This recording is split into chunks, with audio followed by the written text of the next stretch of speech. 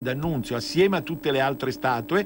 La statua di D'Annunzio va bene, D'Annunzio credeva in quello che faceva, D'Annunzio non era fascista, era uno che ha litigato tantissimo col Mussolini perché aveva una visione diversa, tanto che poi ne avremo modo di parlarne. E già vi preannuncio, la reggenza del Carnaro si basava su alcuni valori molto interessanti di ispirazione identitaria.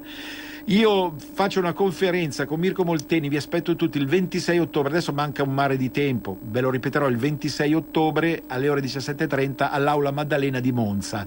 26 ottobre, 17:30 Aula Maddalena di Monza. Assieme a Mirko Molteni, storico, collaboratore di Libero, noi valuteremo i pro e i contro e soprattutto cercheremo di capire come mai quell'esperienza è andata a male, l'esperienza della presa di fiume della reggenza del Carnaro, che è datata esattamente 100 anni fa. Allora, avviandoci a poco verso la conclusione della trasmissione e rimandando anche la valutazione artistica stretta, perché non l'ho ancora guardata bene, andrò a Trieste a guardarla, perché se tu non la vedi dal vivo quelle statue, proprio come valutazione artistica, perché c'è una valutazione politica, storica, identitaria, quello che volete, sono abbastanza d'accordo, a patto che si facciano tantissime altre statue, comunque va benissimo.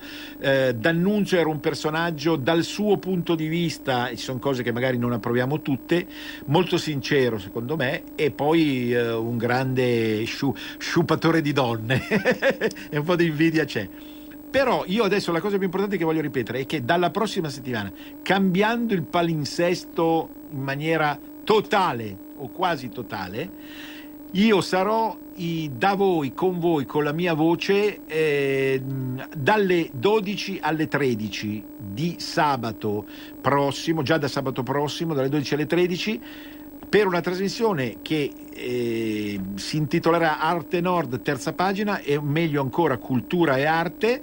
Parleremo, come sempre, ma più di sempre, di storia, filosofia, arte, mondo anche della scuola in parte, ma legato alla cultura, informazione, costume, ecco, tutto quello che fa cultura nel senso buono, non la cultura con la K schifosa, K puzzolente, K che viene proposta dai giallorossi, questo è evidente, ma una cultura che si riappropria dei valori a noi cari, la libertà, l'identità, l'esercizio dell'intelligenza, perché chi vuole distruggere la statua di D'Annunzio capiterà, facciamo le corna, ma come un po' si fa anche a sud della penisola, un po' di iettatura ci vuole, speriamo di no, ma lì qualcuno sfregerà quella.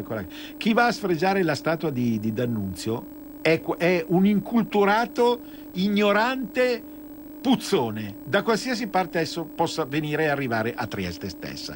Ricordatelo, non perché io voglia difendere a tutti i costi una visione che non è perfettamente la mia. Avrei sognato una Repubblica del Carnaro padana e federale, e inserita in un circuito federale. Ciò non è stato possibile e mi accontento che si ricordi che lì c'è stato per tantissimo tempo a Fiume una realtà veneta e italiana, e adesso c'è una minoranza veramente sparuta di italiani che però ha il loro diritto di continuare a vivere. Trieste poi è una città quasi cosmopolita, non ne parliamo neppure. Io chiudo adesso e lascio il posto a Leo Siegel, che è uno proprio di quei protagonisti che a Pontida, secondo me, ma su quel pratone bisognerebbe fare un monumento per altri 100 anni, prima per altri 100 anni, ma pre-morte, per altri 100 anni, e farlo vedere al mondo intero, perché se c'è una persona che ha lottato per i valori che andiamo ancora a vedere di Pontida è proprio lui. Un grande abbraccio padano a tutti, arrivederci domani a Pontida, a risentirci, e alla prossima settimana con la mia voce, a risentirci.